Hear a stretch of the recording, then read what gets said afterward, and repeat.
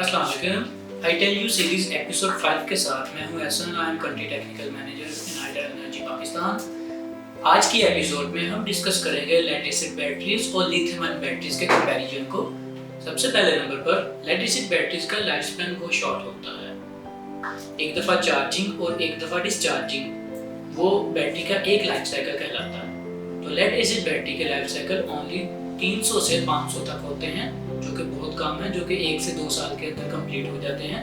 यही अगर हम लिथियम आयन बैटरीज पे जाएं तो लिथियम आयन बैटरीज के लाइफ साइकिल 3000 से 6000 तक होते हैं, जिनकी नॉर्मली लाइफ स्पैन 15 इयर्स तक पहुंच जाती है। आफ्टर द लाइफ स्पैन हम अगर लेड एसिड बैटरीज के वेट की बात करें तो ये बहुत ह्यूज वेट में आती हैं। फॉर एग्जांपल, अगर हम 6 किलोवाट के इन्वर्टर के साथ लेड एसिड बैटरियां लगाना चाहते हैं तो हमें 4 बैटरियां लगानी पड़ती हैं। इनके कंपैरिजन में अगर हम लिथियम आयन बैटरीज की तरफ शिफ्ट हों तो हमें एक बैटरी लगानी पड़ती है जिसका वेट 50 kg के अराउंड होता है, और वही लेड एसिड बैटरीज में उनका पर बैटरी वेट जो है वो 40 to 50 kg तक पहुंच जाता है। Lithium ion batteries normally wall mounted आती हैं, आप इनको इन्वर्टर के साथ वॉल माउंट कर सकते हैं, लेकिन लेड एसिड बैटरीज को रखने के लिए आपको रूम के अंदर एक डेडिकेटेड प्लेस रिक्वायर्ड होती है, और एक 6 किलोवाट इन्वर्टर के साथ 4 लेड एसिड बैटरीज लगती हैं जिनके लिए आपको प्रॉपर रैक या प्लेस डेडिकेट करनी पड़ती है। इसी तरह lead acid batteries maintenance free नहीं होती, हमें उनकी time to time maintenance required होती है। फॉर एग्जांपल, हमें उनका एसिड और लिक्विड जो है उसके लेवल्स को चेक करना पड़ता है। अगर हम टाइमली उनके लिक्विड के लेवल्स को चेक ना करें तो उनकी लाइफ टाइम पर बहुत ज़्यादा इफेक्ट आता है और वो ड्राई होने के बाद ख़राब हो जाती हैं। But lithium ion batteries totally maintenance free होती हैं, आपको इनके साथ किसी किस्म की मेंटेनेंस की जरूरत नहीं पड़ती, और इसके अलावा ये इन्वर्टर के साथ लगी हुई भी खूबसूरत लगती हैं।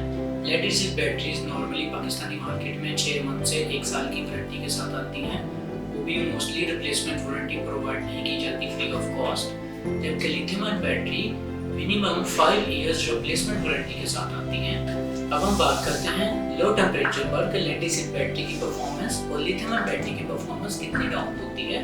लेड एसिड बैटरीज में इलेक्ट्रोलाइट फ्रीज होने के रिस्क की वजह से इनकी परफॉर्मेंस बहुत डाउन हो जाती है, क्योंकि इनमें इलेक्ट्रोकेमिकल रिएक्शन बहुत स्लो हो जाता है। दूसरी तरफ लिथियम आयन बैटरीज की परफॉर्मेंस पर 0 डिग्री से नीचे जाकर इफेक्ट होता है, 0 डिग्री तक उनकी परफॉर्मेंस पर कोई इफेक्ट नहीं होता। लिथियम आयन बैटरीज चूज करते हुए हमें 100% ग्रेड ए सेल को भी चूज करना है, क्योंकि मार्केट के अंदर ग्रेड बी और ग्रेड सी सेल्स के साथ भी लिथियम आयन बैटरीज अवेलेबल हैं, जिनकी लाइफ 6 मंथ से 3 साल के अंदर होती है, और उनकी वारंटी भी कंपनीज प्रोवाइड नहीं करती। हमें लिथियम आयन बैटरी चूज करते हुए ट्रू ग्रेड ए सेल को चूज करना चाहिए। अब मैं आपको लिथियम आयन बैटरीज के कुछ ऐसे फीचर्स और ऐसे बेनिफिट्स बताता हूँ जो कि लेड एसिड बैटरीज में नहीं आते।